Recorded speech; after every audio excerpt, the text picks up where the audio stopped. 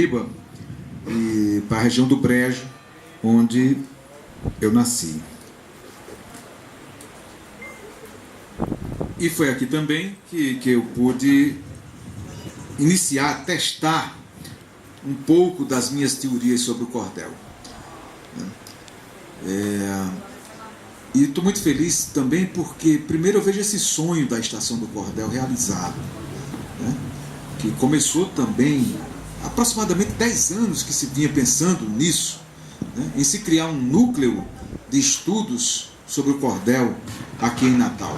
A importância disso. Mas um núcleo, como o Nando disse, que não fosse uma panelinha onde só os mais chegados pudessem entrar, né? Então o Círculo Natalense do Cordel transformou-se nisso. Pessoas que pensam diferente vêm aqui, né, falar e discutir e sair daqui enriquecido, né, com o poder que tem o contraponto, né, com o poder que tem o contraditório.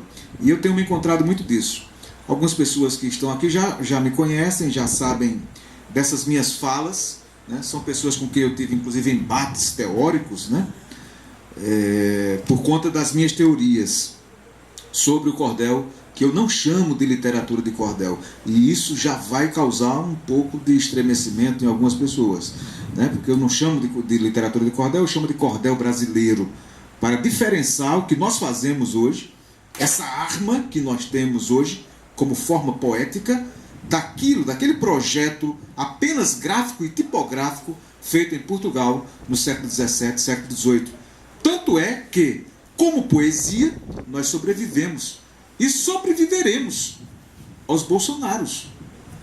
Mas a produção gráfica não. Ela sucumbe, está aqui a prova, como ele diz, quando as editoras param de funcionar por conta de incentivos. Mas eu quero começar essa minha fala falando exatamente dessa questão das editoras terem falido no Brasil. Algumas editoras terem falido no Brasil e outras que vão falir daqui a pouco. Sobretudo aquelas que se pautavam tão somente pela venda de livros ao governo. E não foi venda de livros a qualquer governo, não. Foi a venda de livros ao governo do PT.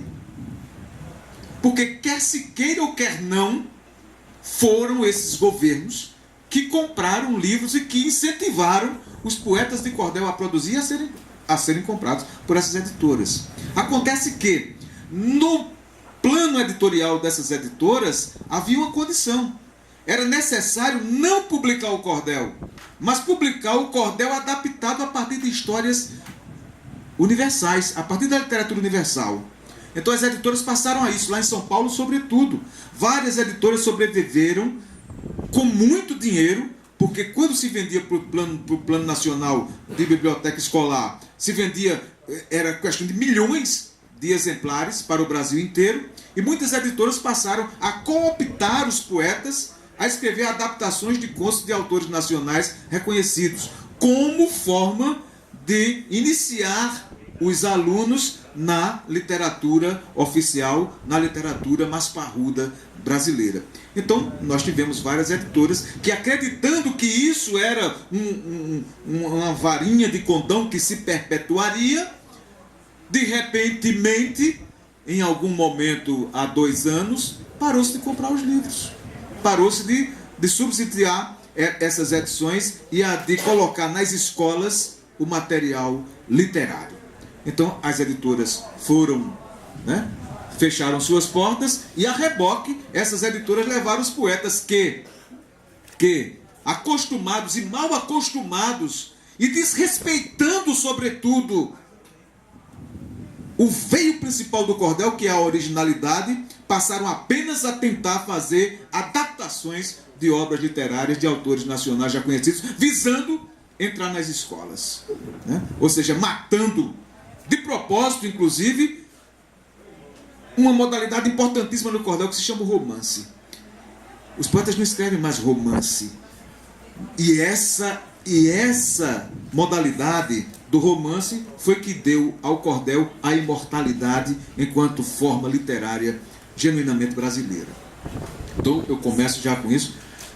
Eu sou meio veemente, tá? Vocês tenho um sangue meio quente assim quando eu começo a falar nessas coisas, porque eu vou me irritando, porque não é tudo belezinha.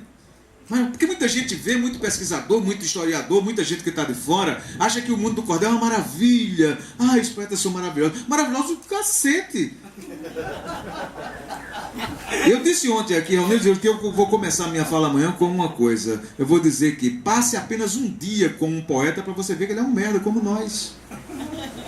Não tem nada de diferente. Ele passa as mesmas necessidades, tem as mesmas raivas, faz a mesma sacanagem com o outro poeta, não lê a obra do outro, mas para falar mal ele fala. A gente sabe que é assim, né? E será assim por quê? Porque é a humanidade, é a vocação da humanidade. E outra coisa, fazer poesia não dá bom caráter a ninguém. Porque o que existe de poeta mau caráter no universo é grande, o número.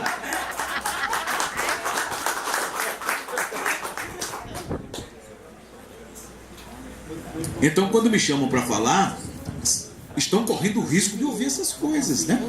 Eu fui lá em Belém, né?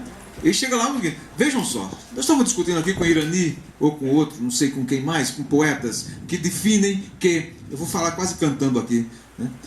Que definem que, né? Existem dois tipos de poesia, uma poesia popular e uma poesia erudita, né? A poesia popular, feita por aqueles que não têm o banco de estudo, que não têm a banca da academia, aquele que não sentou a bunda na cadeira para estudar, portanto é menor, e aquele erudito que passou a vida inteira estudando e pesquisando não sei o quê, e faz uma poesia chamada erudita, e talvez essa poesia seja maior, tenha mais atributos estéticos. Isso é uma criação das elites culturais, para fazer com que a gente se sinta mínimo, para fazer com que o poeta de cordel se perca a sua autoestima e deixe de reivindicar aquilo que lhe é de direito, o cachê igual àqueles que vêm para cá nas bienais ganhar um monte de dinheiro, enquanto o poeta sai pelas portas do fundo, né? É fundamental que a gente tenha, mas para ter isso, esse respeito, é necessário que a gente se respeite e faça e crie uma obra de qualidade, e não fique fazendo besteira por aí, escrevendo o valor que a banda tem, escrevendo coisa de peido. Pô, bicho, a gente tem que escrever literatura. É fundamental para ser respeitado. Eu não posso ser respeitado e entrar pela porta da frente fazendo folhetinhos pequenininhos, besteirinha porque vai vender, ai porque vai chamar a atenção, ai porque isso, porque aquilo, ai vamos botar uma xilografura tosca, que é para o professor da universidade vir e levar a gente para lá. Que nada, cara. Olha os cartazes do ciclo natalense de cordel. Olha os cartazes lá. Olha esse outro cartaz. Isso é uma obra de arte. Olha esse cartaz desse ciclo. É fundamental que a gente pense com a excelência. Senão a gente vai ser considerado sempre uma literatura menor, uma literatura pequena, um poeta pequeno. Vejam o caso, foi citado aqui, o Irani citou, né, o poema de Leandro Gomes de Barros, que Ariano Suassuna declama tão maravilhosamente, aquele, né, se eu me encontrar com Deus, sei o que. Cara, mas vejam só, de quem é que o Brasil se lembra? É de Leandro Gomes de Barros ou é de Ariano Suassuna? As mesmas pessoas que louvam Ariano porque pegou Leandro e trouxe para dentro do Alto da Compadecida são as mesmas pessoas que viram a cara para o poeta de cordel, de onde Ariano retirou toda a sua sabedoria, toda a sua magia literária. Nós vimos aqui, Ariano, quando escreve o romance do Touro Mão de Pau, né? Retirado de Fabião das Queimadas, é muito fácil aplaudir Ariano porque é um grande nome, porque tem uma voz nacional, uma voz bela, uma heráldica, um coronel. E Fabião das Queimadas, o escravo, que é de onde foi roubado e retirado todo o material poético, a essência da vida e da alma, o sal e o sol das nossas vidas. E aí? Então é fundamental que a gente tenha esse tipo de coisa. E para isso é necessário estudar, cara. E eu vou contar a história mais uma vez. Eu sei que vocês vão rir e eu vou ficar meio assim. Mas lembrem-se, a minha cidade onde eu nasci, a cidade de Areia, no Brejo da Paraíba, é uma cidade onde chove e faz muito frio. E onde se desenvolveu os engenhos de cana-de-açúcar e muita cachaça que a gente bebia. Inclusive eu senti um cheiro de conhaque aqui ainda há pouco. É do lado? Maravilhoso. Eu não posso beber.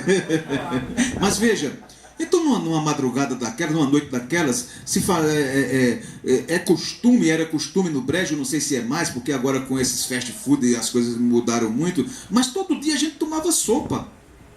Sopa de feijão com macarrão, aquele macarrão de lombriga grossão dentro. Né? De feijão, maravilhoso. Né? Então, uma noite daquelas, estou lá com a minha mãe, só nós dois, porque ela, como muitos, né, nordestinos, os pais abandonam. Muitos no Brasil hoje, os pais não têm coragem de assinar o nome do filho, fala o filho e corre.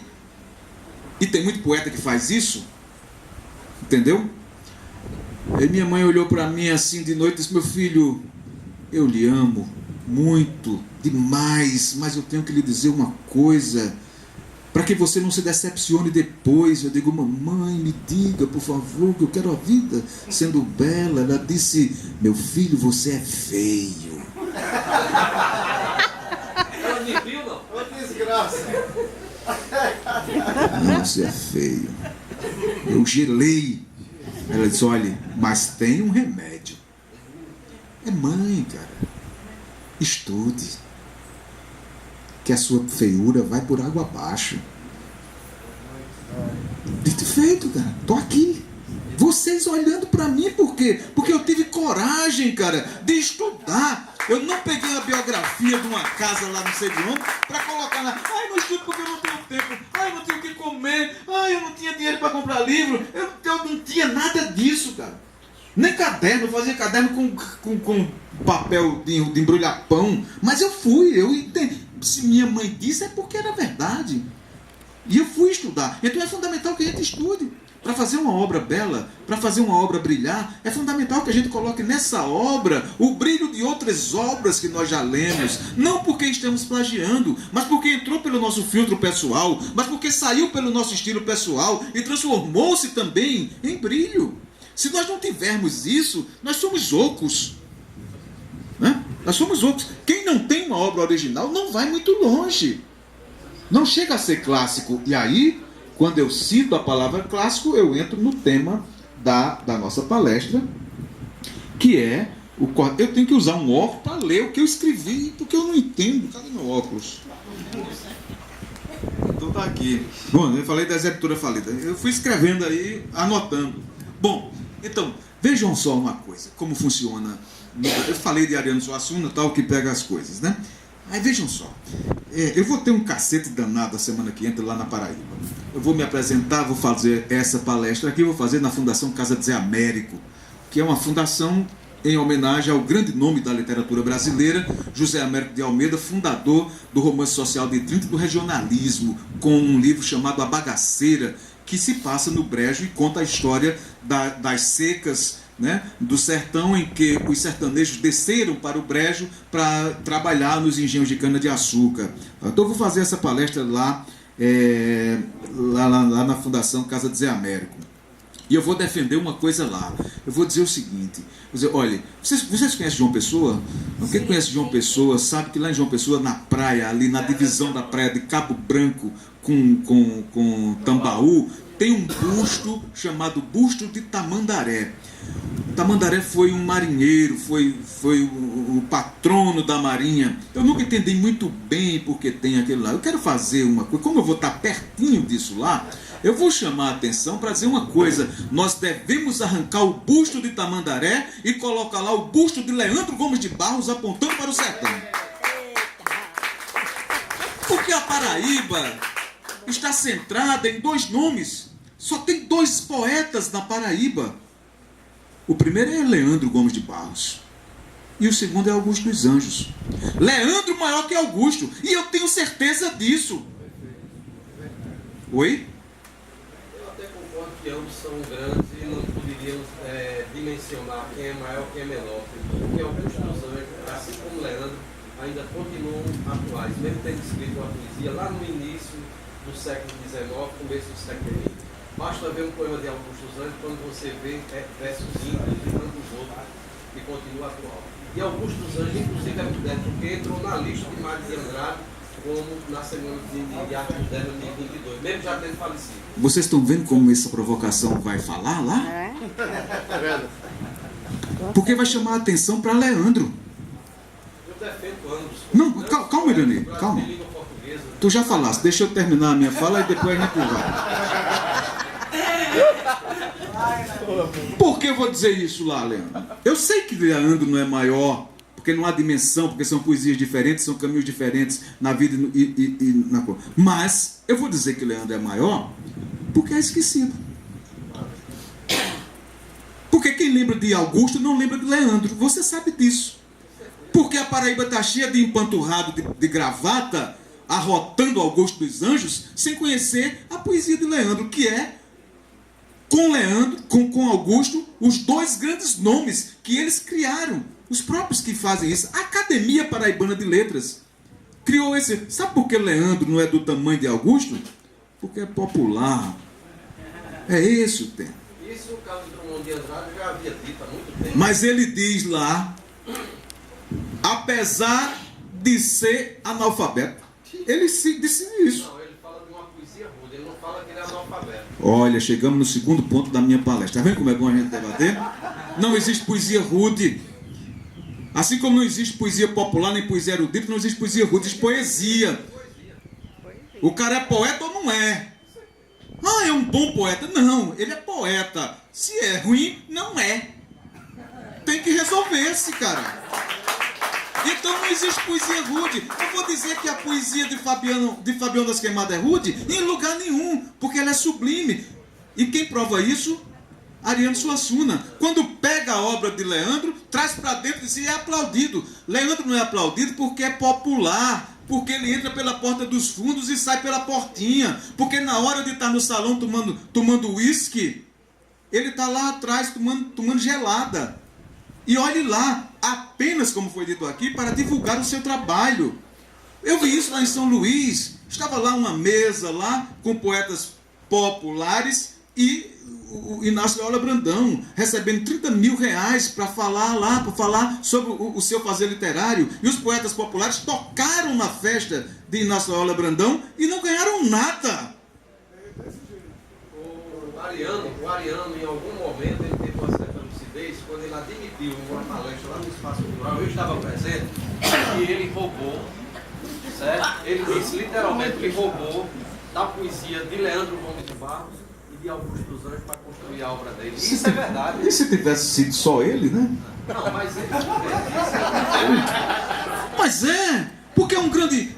E a questão é o seguinte, quem fez letras aqui, ou quem fez sociologia, ou quem lê, conhece um autor chamado Michel de Montaigne. Michel de Montaigne é um autor francês do século XV, do século XVII, e aí ele escreve 2 volumes chamados Ensaios. Né, os Ensaios de Montaigne, que são obras-primas da literatura universal, e cria essa modalidade de ensaio na literatura. E aí o ensaio 31 chama Dos Canibais, que ele conta o encontro que ele teve com os índios tupinambás que foram levados da América para a França. E aí lá ele escuta os cânticos desses índios canibais. Esses índios tupinambás que estavam na França, ele escuta os cânticos e aí se traduz para o francês. Michel de Montaigne coloca esses mesmos cânticos lá dentro do seu ensaio 31. Aí quando Caetano Veloso grava aquele disco Noites do Norte, tem uma música lá chamada Para a Serpente Para, que é de Wally Salomão. Quando eu escutei essa letra, eu já tinha lido Michel, eu digo, mas isso é o canto dos tupinambás.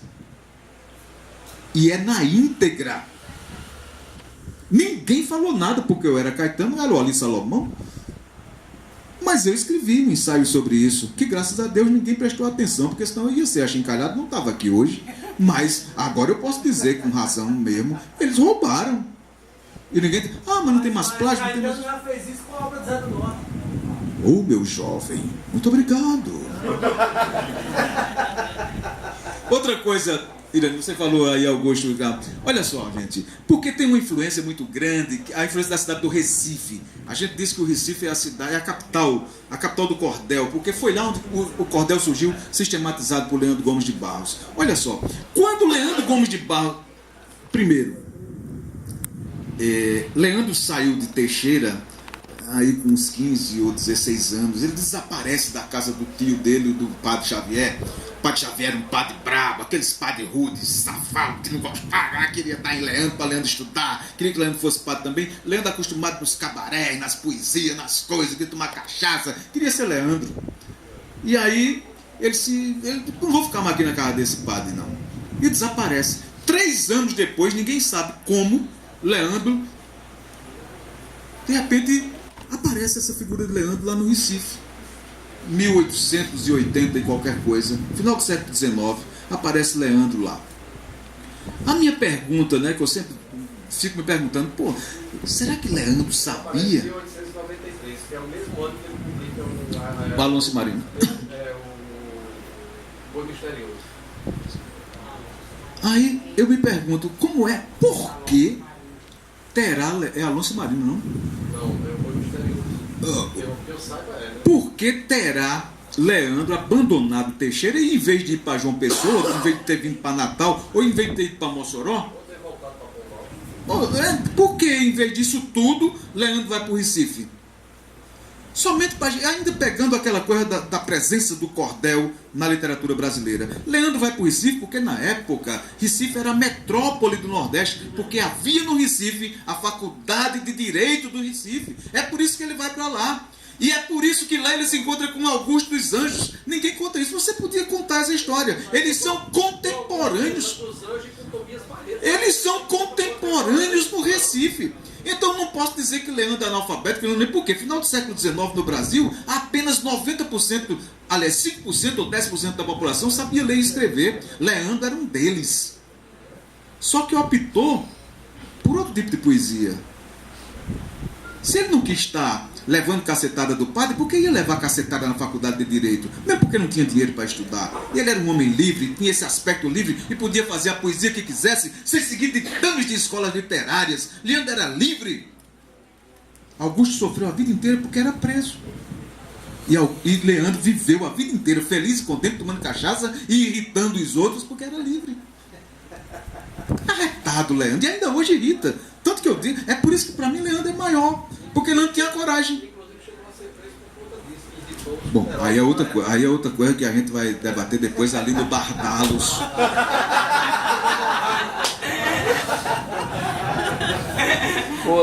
Então eu vou dizer isso lá, né? Agora vamos falar sério mesmo. Porque eu tenho uma teoria também. Além dessa teoria de que o cordel é brasileiro, é genuinamente brasileiro, nascido em solo brasileiro, é uma ideia da alma do poeta brasileiro Leandro Gomes de Barros. Além disso, eu também acho que o cordel é a única forma poética genuinamente brasileira. Não é só uma poesia nascida no Brasil, é também a única forma literária, a forma poética genuinamente brasileira. Alguns aqui, do meu lado de esquerda, vão dizer que é a trova.